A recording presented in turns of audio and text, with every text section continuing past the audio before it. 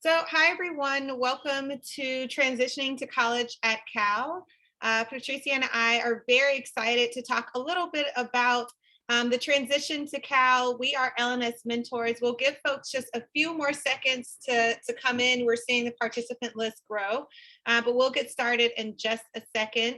And we're really excited to have you all here. We're giving you all a taste of Berkeley time. So just so everyone is used to that, Berkeley time is just that everything starts about 5-10 minutes behind schedule, and your professors will let you know whether or not they run by Berkeley time or not. But it's just an affectionate thing that all Cal students kind of get to know and get to experience. Yes. So we'll talk a little bit about Berkeley time and a couple of the other quirks that we have here at Berkeley in just a second. So while we're waiting for folks to hop on, I'm happy to introduce myself, and Patricia can introduce herself. So I am Jasmine Sanders. I am a rising fourth year sociology PhD student at Cal. I am starting my third year as an L&S mentor. And just to give you a little background on L&S mentors, so we work alongside L&S advisors to supplement their work in the undergraduate advising office. So we're able, because we're all graduate students on campus at Cal, are able to talk a little bit about our own undergraduate experience, as well as the ups and downs of being a student on campus at Cal. So we love to talk to students about thinking about a major, graduate school, post-grad opportunities, and then just transitioning to Cal, working and dealing with imposter syndrome, trying to build community. All those great things are things we would love to talk to you about as L&S mentors. So I'll let Patricia introduce herself, and then we'll go ahead and get started. Thanks, Jasmine. That was a great overview of our program. And we have a website as well that you can get even more information on and see a little bit about what each of the mentors kind of specialize in. And we are currently in the process of revamping the website and presenting our newest mentor hires as well. So keep a lookout. Lots of things are happening with the program right now. And so, yes, my name is Patricia Gomez. I'm a fourth year PhD student in the Theater, Dance, and Performance Studies program. And I have been a mentor for about, I'm going into my second year, I think-ish. I don't know, pandemic time is so weird. But yes, so super nice to meet you all. Very excited to share some of this information. And I think we can get going. Great. So it just popped up in the chat, but if you have questions as we're going through this presentation, please put them in the Q&A tab. And then there'll be a couple times we'll ask you to throw some responses in the chat. So you can absolutely use the chat to have larger conversation. But if you have a specific question, please make sure to put it in the Q&A part, or the Q&A tab. And two of our L&S advisors will be helping, or a couple of our L&S advisors will be helping answer and fill those questions. All right, so we can move on to the next slide. So in this webinar, we will cover adjusting to Cal, communicating with GSIs and faculty, dorm and campus life, which I know a lot of folks have questions about, living in Berkeley in the Bay Area, and then the Cal community involvement.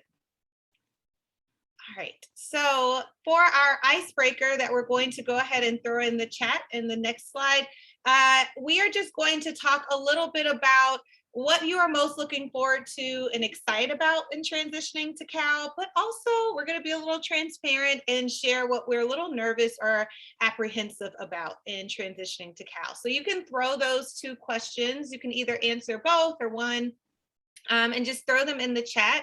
But I would love to hear also from Patricia, like, what were you most excited about when you were transitioning either to Cal or to undergraduate programs? Yeah, thank you for that question. I'll talk about undergrad, I think, because I felt much more confident when I was coming to Cal for grad school. I was so excited for the freedom.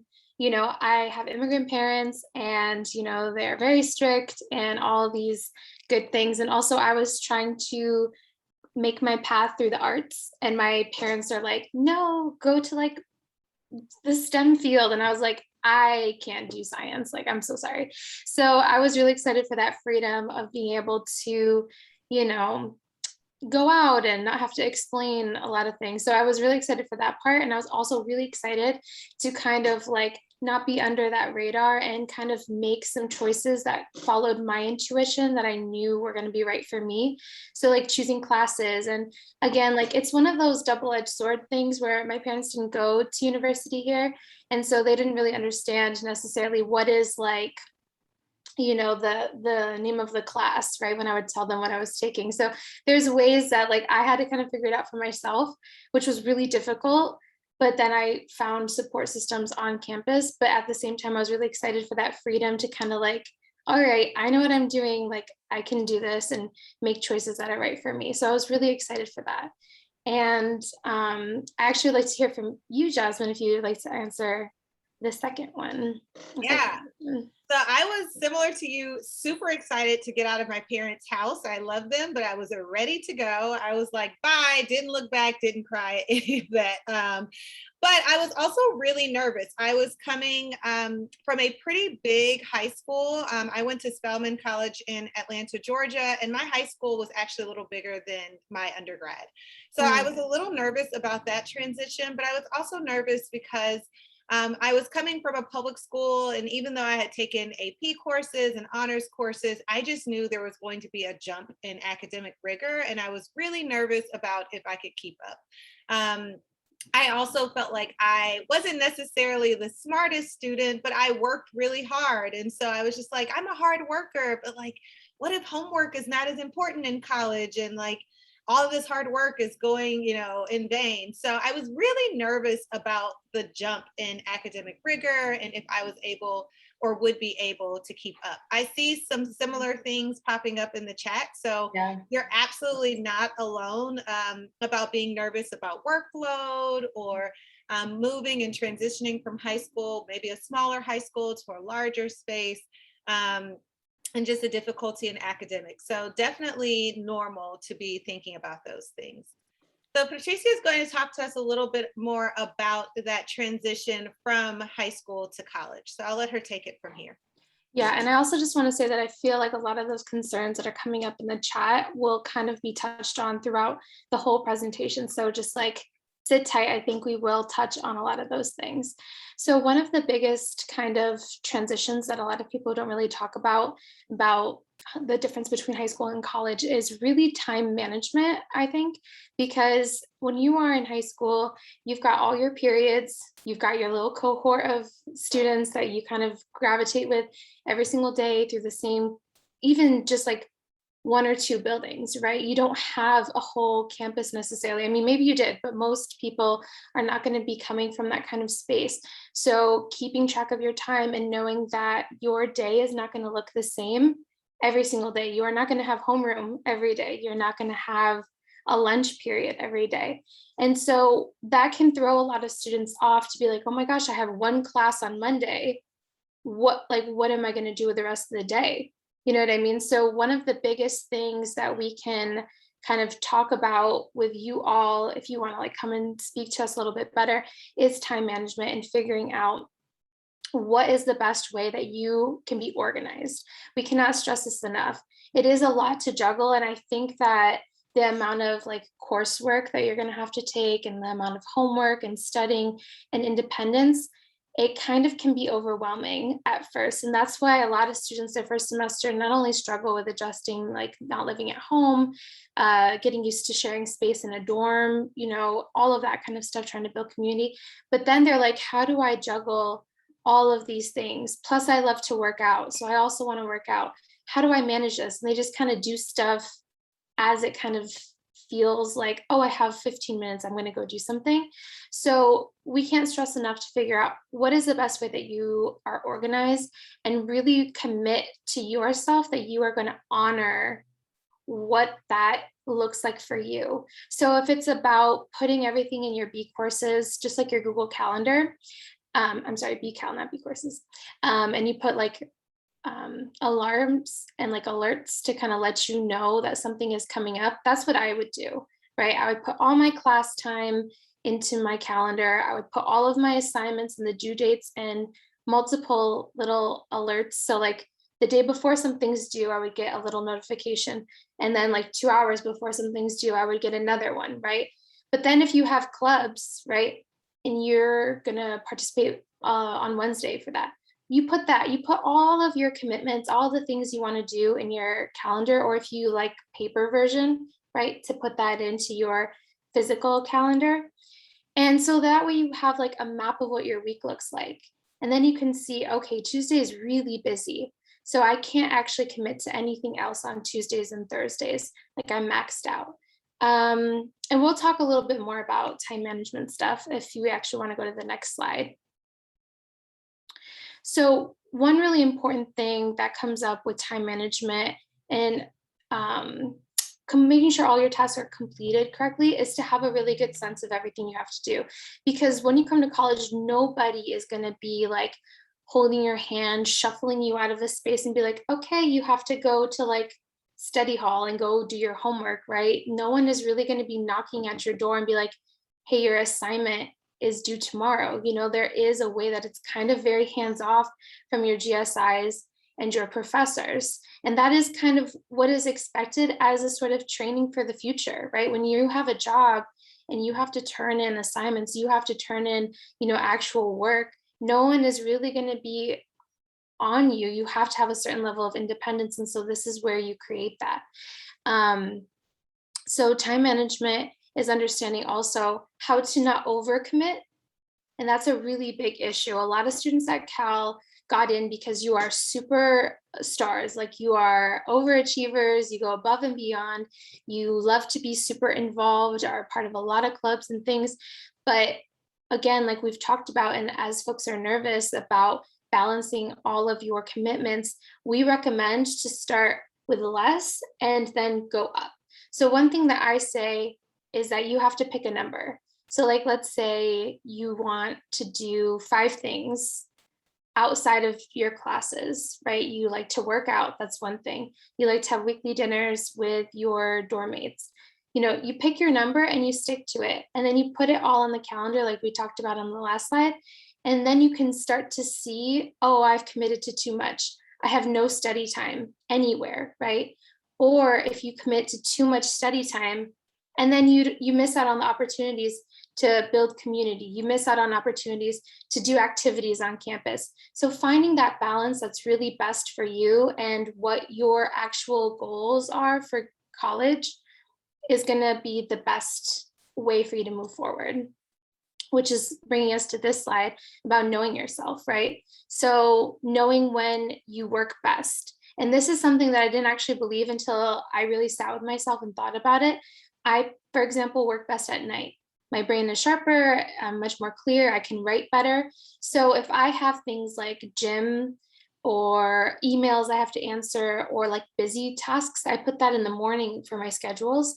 And I will specifically carve out study time in the afternoons or the evenings. And I leave a couple evenings free so that I can have my Netflix night or have my dinner with my friends, right? So knowing when you sleep best, when you work best, when do you like to work out? When do you like to take walks? When can you call your mom because of time differences or, you know, that kind of stuff. Knowing all of those things about you is important because there's not one set schedule anymore. It's not, 8 periods of class. You have a lot more flexibility and you should absolutely tailor it to what works best for you and making sure that you don't feel pressured by other folks to necessarily make things fit their schedule, right? Remember, you have to take care of you first. You got to be set to get your work accomplished first. And then we'll also make space for other folks and other commitments and things. So I'm going to pass it off to Jasmine for the next slide. Great. So before we hop into navigating Cal's campus, I would love to loop in Marisol, our amazing L&S advisor, and just ask her if she could give us a little bit of advice. You talk to students all the time, particularly first-year students. So what piece of advice would you give a student as they're transitioning into Cal? What is your gem that you would like to give them today?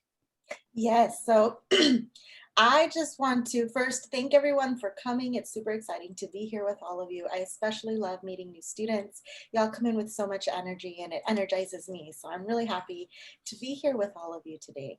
In terms of a little gem that I would like to share in terms of transitioning into campus, in campus life and college life, one thing that was a big mistake that I made was I was always used to traveling like in packs. I always did things with other people. And so when I got to college, it was really the first time that I didn't know anyone and I didn't have like a pack or anyone, anything, right? To go with me to do anything. And so I'm going to admit I never went to the library until the very end of my first year. And that was a big mistake because I really struggled to find a way to like having a good study space, and it seems pretty obvious, like, yeah, you're in college, go to the library. But it was really challenging for me because I didn't even know like where the entrance was. There were so many libraries on campus. I didn't know which one I was allowed to go to. And it really wasn't until a friend like literally held my hand and took me to the library that I started to feel comfortable doing that. And so what I would say is if you can just trust yourself, it's okay to get lost on campus. The Berkeley campus is huge, right? And there are many different libraries. And I made it a point when I came to UC Berkeley as a graduate student, so I've been on campus for over 10 years. I made it a point to explore all the different libraries on campus, find the ones that I liked best, and then I would like explore the library to find like my special corner or the chairs that I liked. That I would really just try out the chairs to see which ones were most comfortable. So, I guess what I would want to share is to trust yourself and to allow yourself to do things on your own and to push yourself out of your comfort level. So that way you're really kind of finding what works best for you as opposed to what's everybody else is doing, right? This is really your chance for you to figure out what works best for you. I hope that's helpful. Thanks so much for sharing, Marisol. That was super helpful. And I promise I didn't pay her to make this amazing segue, but we are going to be talking a little bit about navigating Cal's campus because it can be pretty intimidating. So it is easy to get on campus and want to stay in your little safe space or stay in your bubble that makes you feel comfortable. And I have definitely been afraid to walk into a library because it seems so big and I don't know which one to go to. And is this the quiet floor or the collaboration floor? So we're going to talk a little bit about navigating Cal's campus. So to Patricia's point, part of time management is also scheduling out transition time. So one of the things that's most important is to make sure that you don't pack your schedule so close back to back to back that you don't give yourself time to transition. Cal's campus is huge. It can sometimes take 15, maybe longer, minutes to walk from building to building. So one of the things that I always recommend students to do is to take maybe the night before or a couple of days before, take your schedule if you want to print it out or have it on your phone and just kind of map where you need to go. Like I had mapped out a couple of different routes for me to get from the social science building over to another building where I had my office in. And so I knew, oh, this route takes a little bit longer, or if it's raining, or if something's happening, I could take this route. So I would just take some time and map out where you need to go, look at the campus map and kind of figure out where you need to be. The other great thing is that Cal is such a big campus, so everything is on Google Maps. So I use Google Maps all the time. Literally walking around campus, I put up Google Maps and I use the walking directions and see where I need to go. So don't be afraid to have Siri or whoever's voice yelling, make a left here. Like I guarantee you, everyone else is doing it. It's totally fine. And make sure that you do it so that you can account for transition times. So Patricia mentioned Berkeley time. We're going to talk a little bit about Berkeley time in just a little bit, but that Berkeley time is 10 minutes kind of built into a schedule specifically to give you time to get across campus or to get where you need to be. So definitely don't be afraid to, during those 10 minutes, pull out your phone and get to where you need to go. Okay.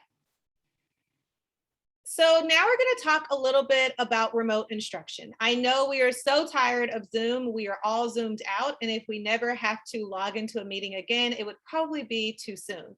But while we have some classes, or most of our classes are going to be back in person in the fall, yay. Some will still be remote, particularly large lecture courses of 200 or more students will still be remote. And then there are also some sections like discussion sections or labs that will also be remote. So we want to provide just a couple of strategies and tips that we've kind of honed over the past 16-ish months to give you some updates and strategies for adjusting to remote instruction. All right. So one of the biggest tips, and it's something I am honestly still working on, so it is a process, is just to make sure that you get dressed and get ready for the day like it is a normal day. It's never a normal day in a pandemic, and we never want to trivialize or minimize that. It is just really difficult, but we want to kind of create some type of routine and schedule for ourselves. So keep your regular bedtime and wake up time. Keep a routine that works for you, because your body gets used to it and it signals to yourself, hey, it's time to get up. It's time to work. It's time to have downtime and watch Netflix. So if you shower in the morning, keep showering in the morning. Your body will respond to that. You want to maintain the habits that you've kind of created for yourself, regardless of whether we are doing remote instruction or in person. Also, definitely have a designated space. We know that can be difficult, particularly if you're at home or with family, or when your designated space is literally your entire apartment, like mine right now. But definitely just try to find a little nook or somewhere for yourself, so that you can just have a space dedicated to work. That's really important, particularly in college, where you may be sharing space with a roommate or a partner.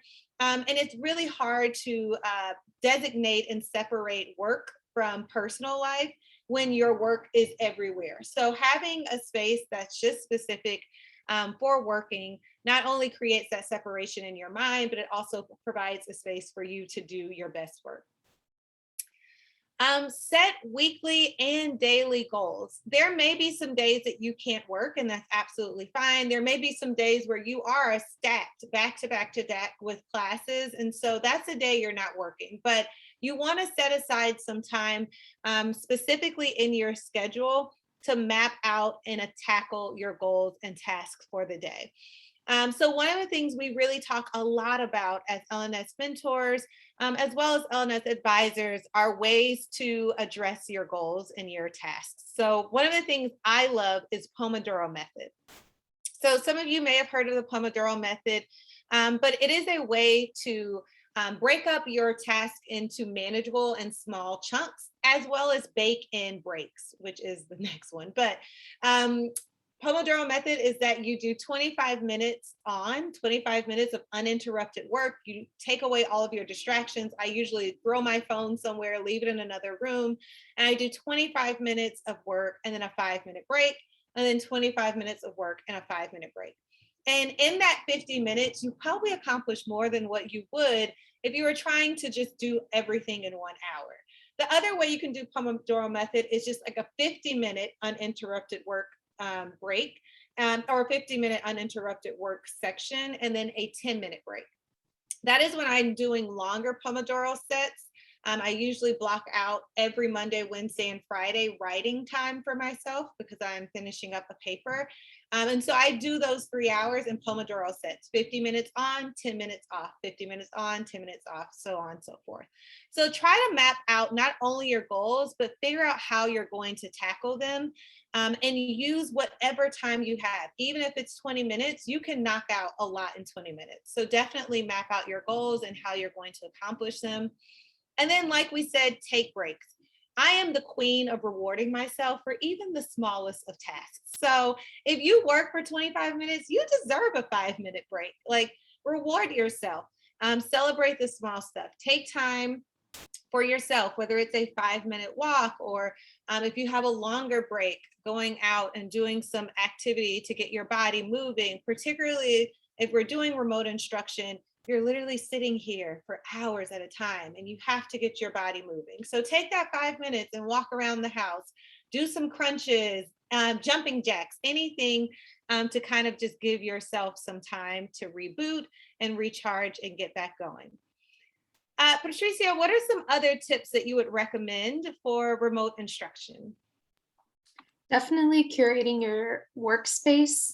Again, even if you don't have a lot of space, we've just talked about rewarding yourself and being kind. I have a bunch of Post-its right behind my laptop that are like self-affirming messaging, right? And encouragement. So, I look at that all the time, and that kind of messaging is really important to remind yourself that, you are doing your best, you are doing a good job. Some days are not better than others, but there's no day that is absolutely ever perfect when it comes to work, right? And we need to kind of dispel that myth that there is like a perfect way to do anything, right? We're all just trying our best and trying to figure out what works for us.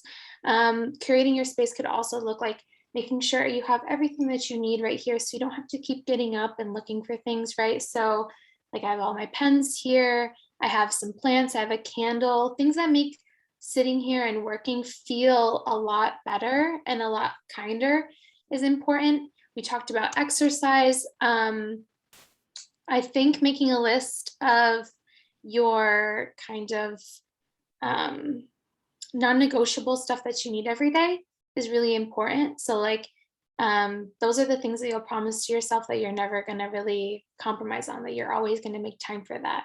And because I think with remote learning, we have like forgotten a lot about ourselves because it's been so much sitting, so much screen time. So if, getting outside, like Marisol said, is a non-negotiable for you, like you need that sun on your face, then finding that balance and putting it on your calendar, like, okay, in between class and my lunch, I'm going to go outside for 10 minutes or whatever it is.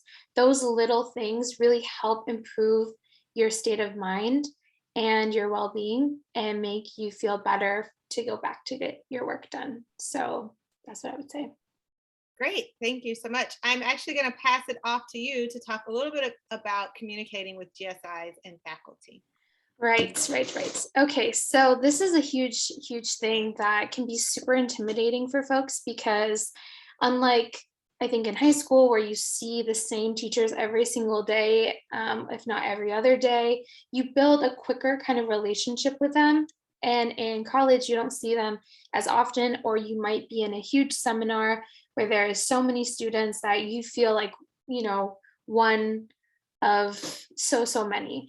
And so learning how to communicate well with your GSIs and your faculty is just a really important life skill that you're going to be able to move forward and do that with your bosses, with your other like project members, like whatever the case may be. Working on your communication is so essential.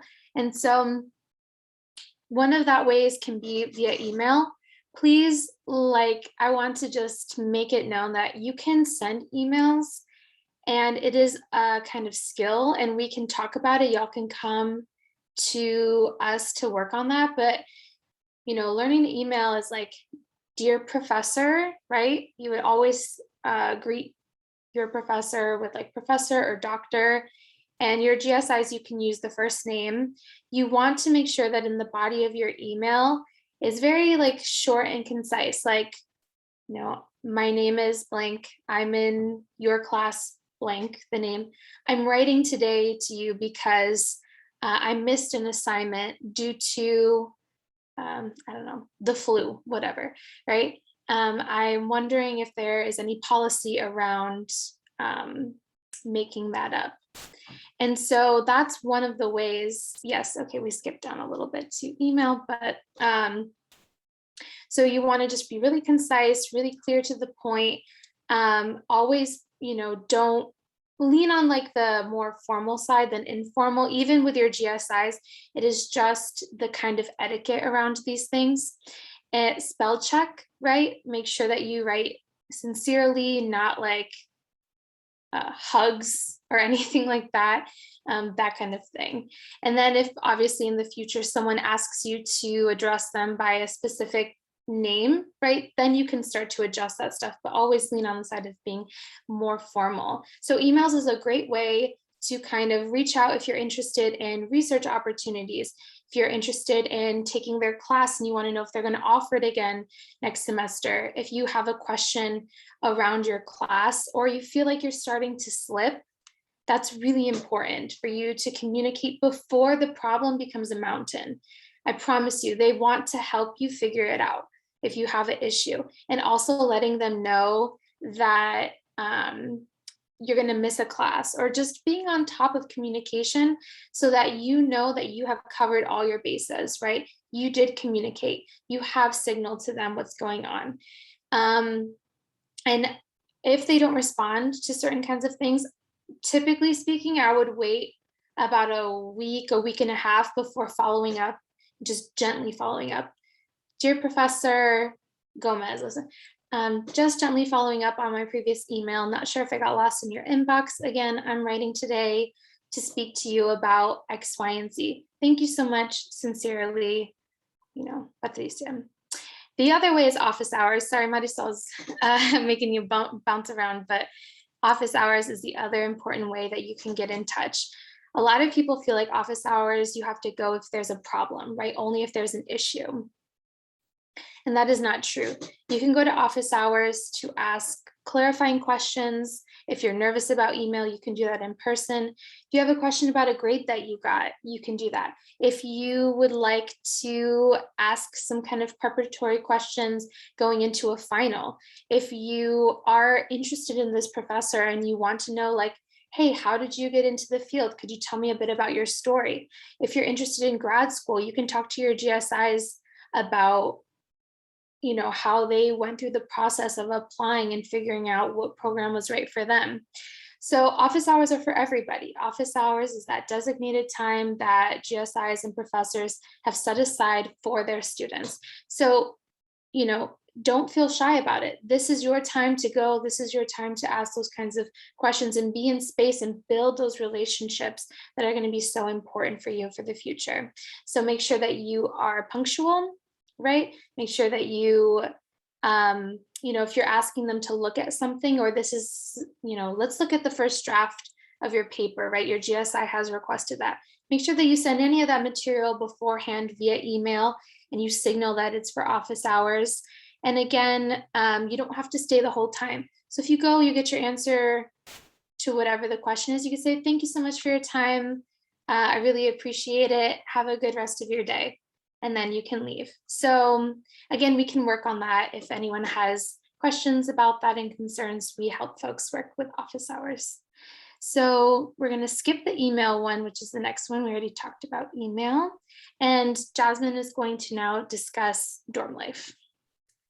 Thanks so much. I have to make sure to reiterate Patricia's point about office hours. My biggest regret in undergrad is that I did not go to office hours. I just felt like, oh, I'm okay, or I don't really know what to talk to them about. And now that I'm a GSI and I have students, I'm always like, come to office hours, come to office hours. So even if you're not quite sure what to go to office hours for, I highly encourage you to bring 2 questions or bring your assignment and say, hey, I just want to make sure I'm on the right track, or I got this grade and I'm not really sure why I missed this question, or can you walk me through the correct answer in this question? I'm not understanding the thought process. Like that, go to office hours when things are not going great. I thought I had to go to office hours when everything was going great. And so I thought I had to come like, I'm doing great in the class, like here I am in office hours.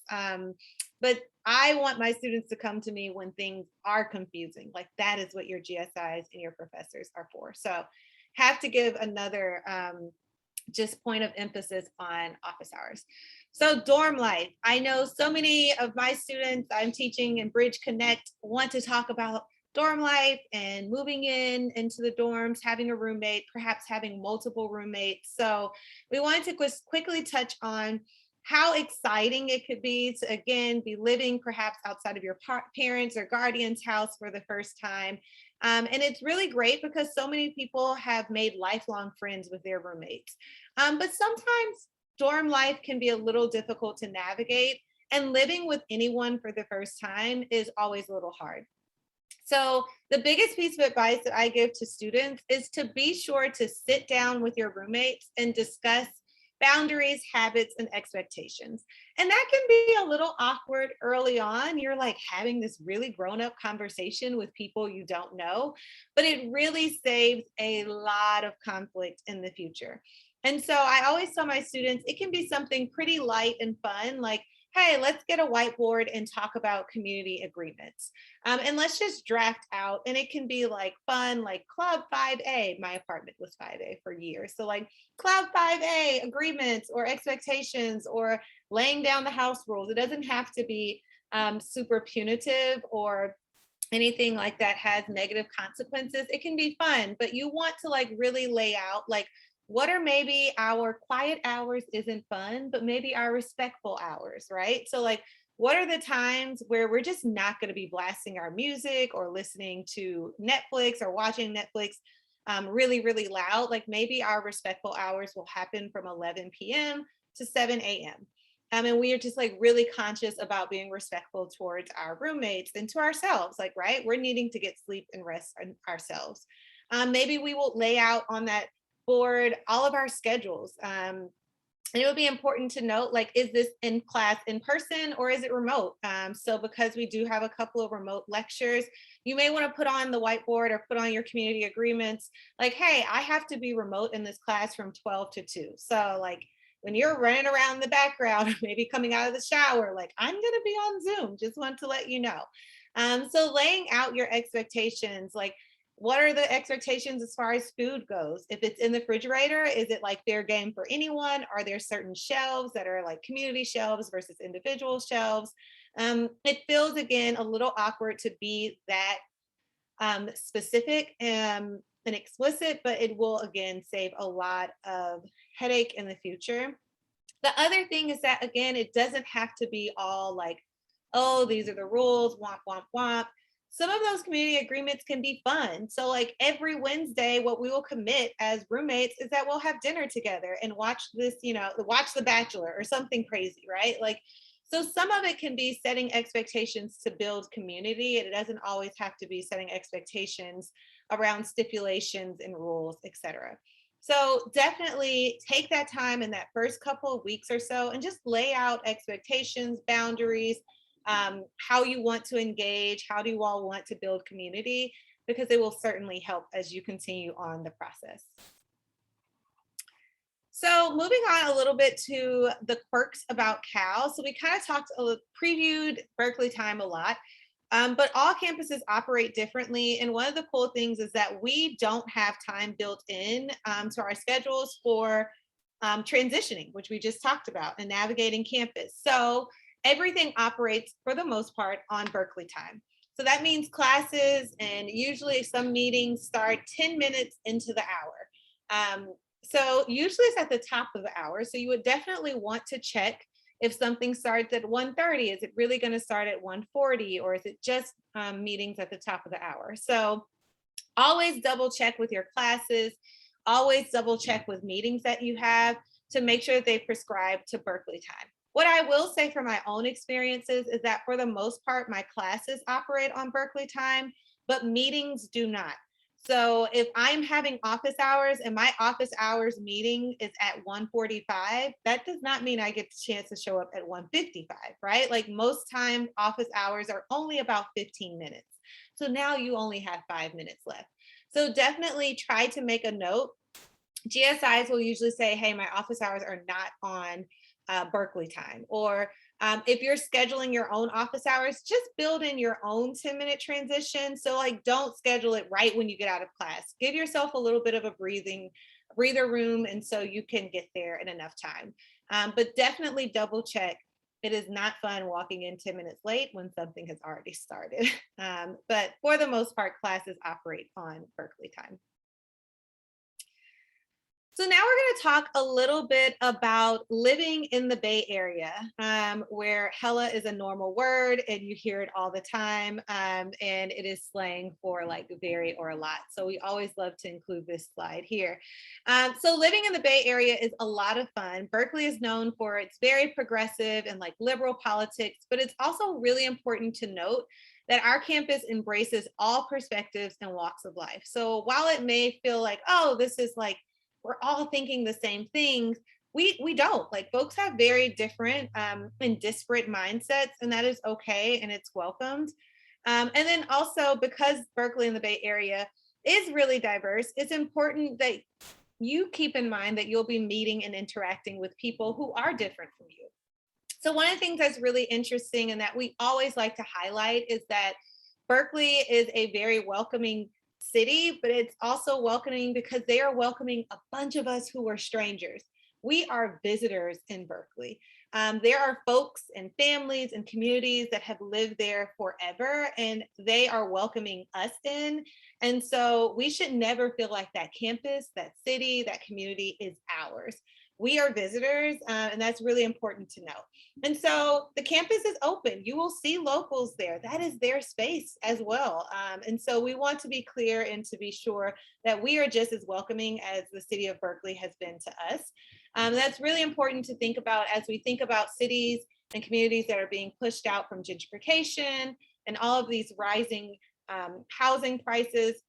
We want to make sure that we are not creating unsafe spaces and toxic spaces for the people who actually belong in this space. So as we are here, we want to remember we are being welcome, and we want to be welcoming to the people of Berkeley and the broader Bay Area. So Patricia is going to talk to you all a little bit more about like some of our favorite places to go and see in the Bay Area. Okay, thank you, Jasmine. That's such an important message and so just crucial, right? Like, Berkeley is part of such a diverse set of communities, and just, the responsibility that we carry is really important. So that being said, especially around places to go, to be really cognizant, right, of the kind of neighborhoods that we're going into, the different kinds of spaces, being respectful and tipping and all that good stuff, right? So we do want to say there's a bunch of like places to go around the campus, like the Rose Garden, Tilden for hikes. There's a lot of stuff like literally right around campus to go to. There's Jupiter, there's all that little downtown area that's a bunch of restaurants, a bunch of little bars once y'all can drink, and places to go that are really like community based, and they're used to college students, so you can go and build community there. Like, a great idea is to kind of reach out to some folks in your class and be like, hey, do you want to go grab like a snack after class? Like, that's one way that I would do that with some grad students, to be like, hey, do you want to go talk about class? Like, let's go to Jupiter and get some pizza, right? It's a really nice way that you can just kind of easily transition from class into a more social space. So that's lovely, right? There's Cornerstone, they have concerts there, there's a bunch of great things. But then there is the opportunity for you to go deeper into Oakland and even go to SF. And there's bigger events, like you can see Oakland's First Fridays is a big kind of social event that's off campus. And there's really good transportation in the Bay Area. So just to kind of flag those things that, once you feel like you're a little bit settled, absolutely, like, go and explore. Like, there's museums, the Oakland Museum, there's SF MoMA, there's MOAD, there's so many amazing spaces. So I absolutely would love to encourage that. And I study art, so museums are my thing. First Friday, checking out galleries, I love that stuff, but I'm also a foodie. So there's a bunch of like great food here in the Bay Area. Coming from New York, like, there is amazing Vietnamese food out here, like Filipino, like there's just so much like great food, because I'm used to having a lot of Caribbean food. And so it was nice to come out here and have a bunch of different options. I would love to ask Jasmine, like, okay, where are your spots, or what are the things that you always look out for to go and do? Yeah, so I completely agree with Marisol in the chat. I love First Fridays. I think it is finally starting to like pop again. And so I can't wait to go to First Fridays, hopefully in August.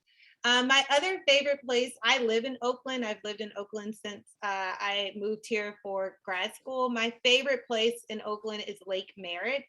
So it is like easy. I may go there like every other weekend, honestly. Especially the weather is just so great in the day. So like it's just always a good time to go to Lake Merritt, hang out, sit by the lake, have a picnic with friends. There's always vendors and something fun happening.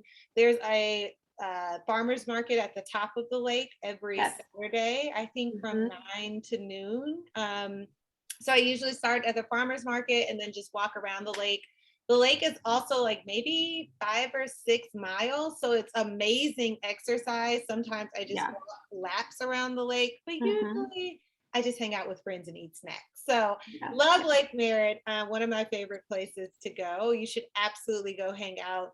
You can study there. I've had study, like my book club meets there sometimes. So definitely go to Lake Merritt. Absolutely. It is always popping. There's people dancing, there's people working out, there's usually like people playing ultimate frisbee or like touch football or something like that. So it is just a great vibe to have like a little picnic, and there are a bunch of restaurants like right around. There's a lot to do in that area. And then also too, like knowing that you can get on BART or Caltrain and you could go right to like the South Bay, and or if you have a car, like there are beaches, there's like really cool little things to do more in SF. So don't be like afraid to go and explore and grab some friends and use that as an opportunity to really kind of bond. I think that that's one of the best things that you can do is be like, I've never been, hey, have you been? Like, let's go check it out and see what it's about. And then if we want to go to the next slide, we kind of talked about these things and you'll figure it out real quick. There's like some great places to just kind of eat on campus. As you can see, like Blue Door Cafe, there's a Free Speech Cafe, like great places to study. And because the weather is so nice, like you could grab something to eat from one of these places and sit outside on a lot of the green, like kind of lawn spaces on campus. So, you know, definitely experiment with what works best for you. If you love to study outside and you can focus, but also I'm pretty sure that the first few weeks of campus, like right by the libraries, they do on that like lawn a bunch of activities.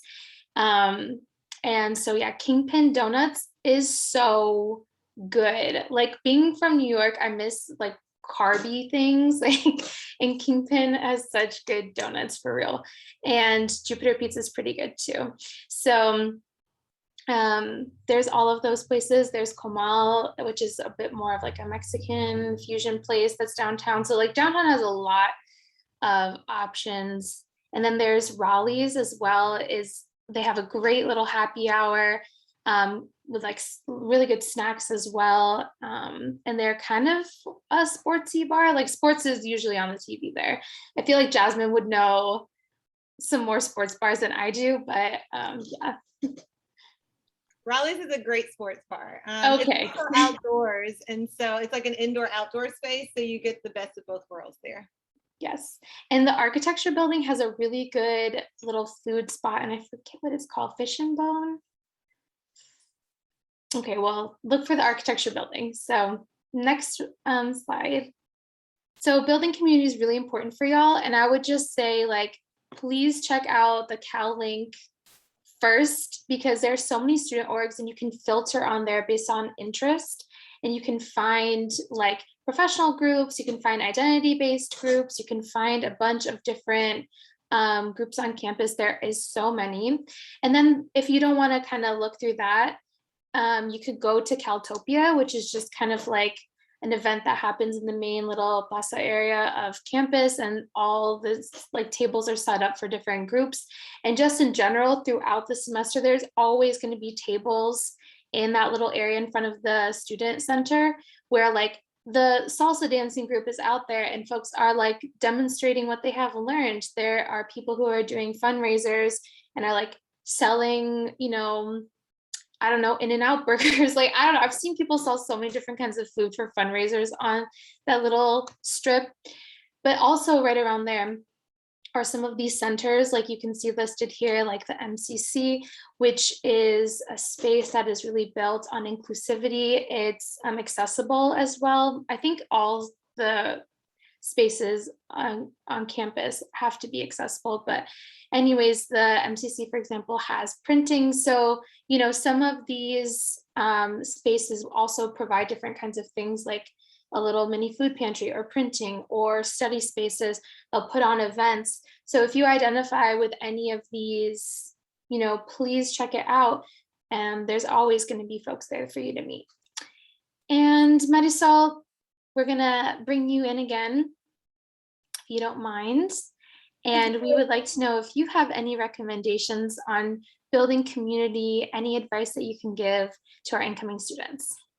Absolutely. So because I came to Berkeley as a graduate student, and I know what it's like to come to this really big school and kind of just be a little bit overwhelmed because it's a really large school. One of the advantages of that is that there's so many different student organizations, student clubs, opportunities to get involved, and finding something that you really like. And so there are student organizations for just about everything you can imagine. I think the fun one that I found was like I think there was an organization that got together to eat pancakes, and I think they were called like the Lumberjack Group or something like that. But there's just about everything. There's cultural things like dancing or drum groups, or something that's like more culturally heritage related. There's also lots of intramural sports. There's the rec center. There's so many different opportunities to be connected. One thing that I would recommend is to spend some time on Sproul Plaza, right? Just that area, the walkthrough, which is between Bancroft and Telegraph, and it goes all the way kind of to Sathergate. I can never say it right. But that whole area, once you're actually on campus, you can't miss it because that's where everybody is kind of tabling and trying to recruit you to all their different clubs. So, just kind of hang out and see what's there and see what people are interested in and what they're offering. And more than anything, I would say if you try to join something and it doesn't feel like the right vibe, that's okay. You'll find something that is the right vibe, right? So even if it's not the first thing you hit, you might have to try a little bit, and that's okay. It's better to find the right fit than to try to hang with folks that aren't quite your people. And I promise you will find folks that connect with you on, some kind of different, lots of different things. So hopefully that can be a good tip, and, just keep your eyes peeled for what's going on. Yeah, that was great, Marisol. Yeah, I forgot that it's Sproul Plaza. I always forget the name of it. And then also too, really fast, because of like pandemic things, a lot of orgs have, if you check on the Cal link, they have like made Instagrams and stuff now. Like I know Hermanos Unidas is very active on like Instagram and stuff. So it might be listed on there. Just try and check that out because it might be easier for you to like DM questions than maybe try and like emailing. So just be aware of that. And next slide, last slide. Okay, so we covered a lot, and I know that there's probably still so much that y'all have questions about, but that's what we are here for. We are doing office hours, picking up again in the fall. That's our website. We are going to have more new mentors, so this photo does not even represent all of us, and they are currently training and all that good stuff. So yes, please come and see us, make an appointment to chat with any of the mentors. Again, it's not like you're assigned a mentor. You can kind of read our bios and see what we're about, and you can meet with one of us, you can meet with multiple mentors. Like it is super open. It's come and go as you need. You could come every week, or you could come once and be like, all right, I got what I needed, and move on. And Jasmine, do you have anything else you want to add on that note at all? I don't think so. I think you hit every point. We would love to have you. To Patricia's point, we are going to be shifting it's actually not we, Patricia is doing it. She is leading us and shifting our website. So we will absolutely have that website if you want to continue to use it. It will like redirect to our new website. So feel free to still use it for now. And then I can also throw it in the chat as well so that you all have access to it. but we do have a couple of minutes left for Q&A. I know folks have been answering the Q&A already in the chat. So Emilio and Sylvia have been doing so, but if there are questions that we haven't had a chance to answer, if Emilio or Sylvia want to get off of mute or however we want to do question and answer, we still have a few more seconds. Okay, you're going to answer that one live. Great. Oh, I just wanted to point out that, yes, there was a question about clubs being notoriously hard. And I'm curious if Jasmine or Patricia, you have any advice for students wishing to get into clubs? Yeah, so I would say there are a couple of clubs that may be a little bit more difficult to get into, maybe have longer processes, application processes, interview processes. So there are a few certainly like that, but that is definitely not the case for all clubs. So there are literally hundreds of clubs. If you check out CalLink or if you go to CalLink, I would maybe say thousands of clubs, but there are a lot of clubs. And so, yes, I always encourage students apply to a couple of clubs that do require applications or maybe an interview, but then also apply to some that are just open and free and a little bit more inclusive. So it doesn't have to be an either or, it can absolutely be a both and. So definitely apply for multiple. Yeah, I would say that y'all should take some time this summer and really sit with yourselves and think like, what do I want out of my undergrad experience? Because if like clubs, community, organization stuff is really important to you, then carving out time to really look through CalLink and see what clubs there are, get as much info you can about like that process. Do they have an interview, an application or not? If they do, and you really want to get in, then, you know, reaching out to some of the members, doing some of that legwork will help you, I think, in the long run. But if that's not so important to you and actually something else is, spending time on the websites, spending time looking through resources and figuring out like, yeah, I want to take an art class, just like they have like an art studio on campus where you can take art classes, like, or you want to take a decal, or you really want to go to a couple football games. Starting everything earlier in the process will help you make sure that you can check those things off your list and make sure like that you didn't get so caught up in your academics that you didn't have your full experience. Because I'm just going to say it, like academics are so important, but you are building out who you want to be as an adult. You're figuring out what you want your life to look like, and you don't want to look back at senior year and be like, oh, I had no idea that there were decals. I had no idea that there was like all of these fun places to go salsa dancing or whatever. You just want to make sure that you have a well-rounded experience, because then you don't want to go out of college and be like, okay, I've been living as a hermit, only studying for 4 years. I don't even know how to be around. You know what I mean? Like, it's about balance. I really think college is about balance. I truly do. And folks who are worried about getting a job or anything like that, you will get a job. If you work hard and you follow your intuition and you do the best that you can, you are going to get a job. Like I could promise you, like things are going to work out. I really, truly, deeply feel that. So that's my last parting comment. I don't know if Jasmine has anything else or if we should just leave it as it is. But we appreciate y'all. Hope to see y'all in meetings. Come see us.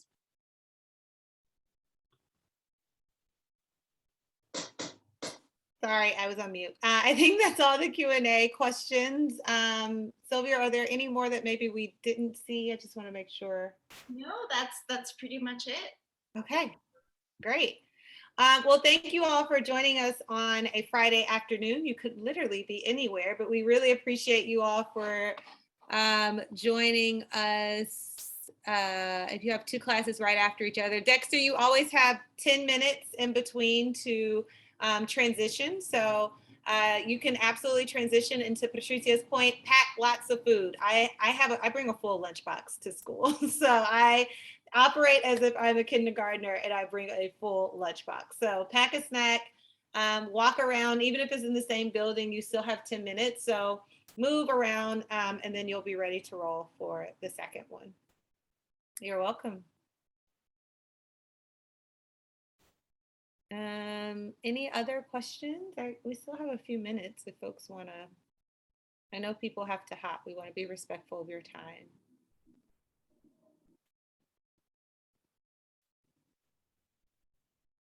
Okay. When will the recording be available and where? That is a great question. Sylvia or It usually takes a few days for the video to be processed, and then we get everything and then we can post it to YouTube. So if you keep looking for the L&S YouTube channel, that's where all of the webinars are getting posted to. And if you give me just a moment, I can probably find that. But I'm going to stop sharing, yeah, and close it out so I can pull that up. Marisol, just to answer, since I'm in charge of that, it's Oh. going to be available within 5 to 7 business days on our YouTube channel. And Sylvia just posted it on there. Yeah. Awesome, thank you. All right, everyone. Well, thank you all again for your time. Have a happy Friday, an amazing weekend. We can't wait to see you on Yes. campus. And congrats again. You are a Cal Bear. Woo! Congratulations, and we will see you all in August. Bye. Congrats. Take care, everyone.